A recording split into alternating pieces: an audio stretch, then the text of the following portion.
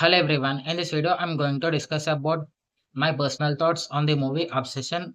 For the people who don't know, Obsession is a horror movie which is recently released mainly in English language, and this movie is shooted on a budget less than $1 million, and the movie quality is so good when compared with the budget of less than 1 million. And after watching the movie, I have really liked it because they have shooted the movie very naturally. In other words, instead of trying to force a few things like comedy, fun, and horror elements, everything looks like it is going in a flow and it is very natural.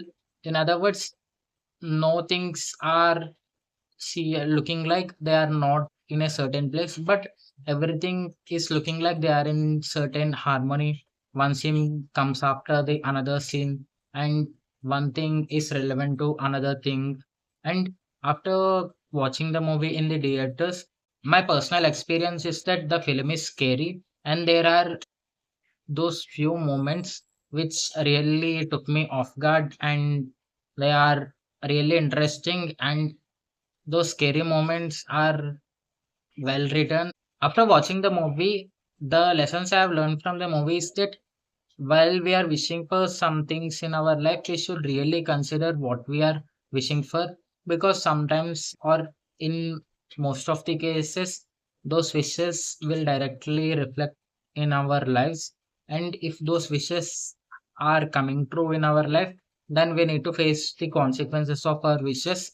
So instead of wishing anything we want, we need to be really mindful about what we wish for and what we ask the universe and the God, so that instead of wishing for other things or unimportant things without any prior thought, we need to think clearly and we need to wish for those selective things.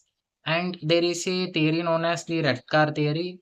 And in other words, let's say you bought a car, and after you bought that car, you will also see the same type of cars while going through the roads which you have didn't seen the previous way, because you have not purchased the car. In the similar way, what you are thinking is reflecting upon your daily life.